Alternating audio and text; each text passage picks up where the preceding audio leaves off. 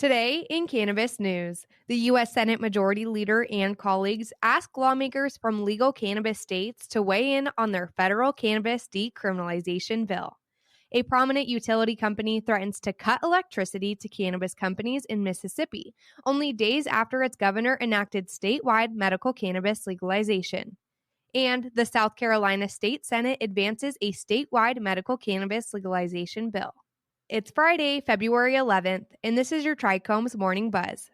Broadcasting live from the Trichomes.com studios in Southern California, it's time for your Morning Buzz. We bring you late-breaking news that keeps you up to date with what's happening in the cannabis industry. First up, U.S. Senate Majority Leader Chuck Schumer, Senator Ron Wyden, and Senator Cory Booker wrote a memo this week inviting lawmakers from states that have legalized cannabis and those who serve on panels that oversee federal drug laws to voice their opinions as they work to fine-tune their federal cannabis decriminalization bill.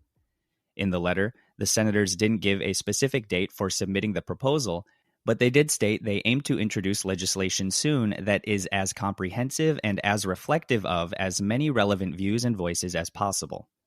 The bill's largest challenge would be gaining backing from at least 10 Republican senators, the lowest amount required to progress a proposal in the Senate's equally split chamber. Members of the U.S. House, who support reforms to certain federal cannabis policies, indicated recently that a comprehensive reform proposal is not the best route at this time.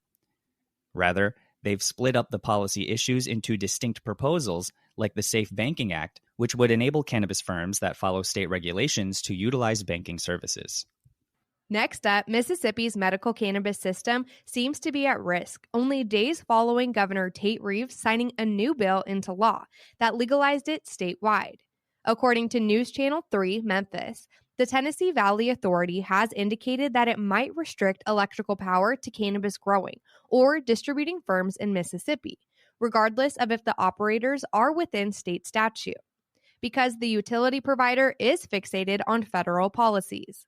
Tennessee Representative Steve Conan, in a memo to TVA, called the agency's view on the matter outdated and an affront to the vast majority of the voting public and state legislators who advance statewide medical cannabis policy reform.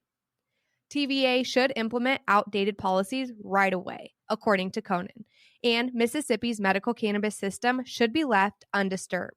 By suggesting that these individuals be reported to the Department of Justice for enforcement, the TVA could be impeding patients from accessing medical cannabis products in accordance with state law, something that the Department of Justice has been restricted from doing since 2014, Representative Conan said. Last up, South Carolina state senators passed a bill on statewide medical cannabis legalization with a 28-15 vote this week, capping a 7-year effort by a GOP lawmaker to advance the bill. However, the proposal now faces significant obstacles before becoming a reality. In the Republican-controlled Senate, the bill received both bipartisan backing and criticism. The proposal received 17 GOP votes in favor and 10 GOP votes against it. The bill is now making its way to the state House, which has never before considered the matter. Senator Tom Davis stated his bill would be among the strictest in the 37 states that have legalized medical cannabis, such as Mississippi, which just enacted the legislation last week.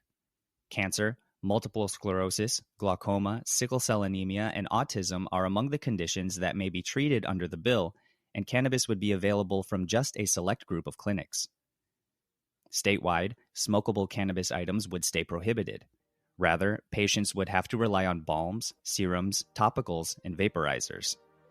Patients would have to visit with physicians in person, and they would only be able to acquire a 2-week prescription at a time. That was today's Buzz. Thanks for listening. For more cannabis news and insights from industry professionals and a place to discuss these stories and others, visit trichomes.com.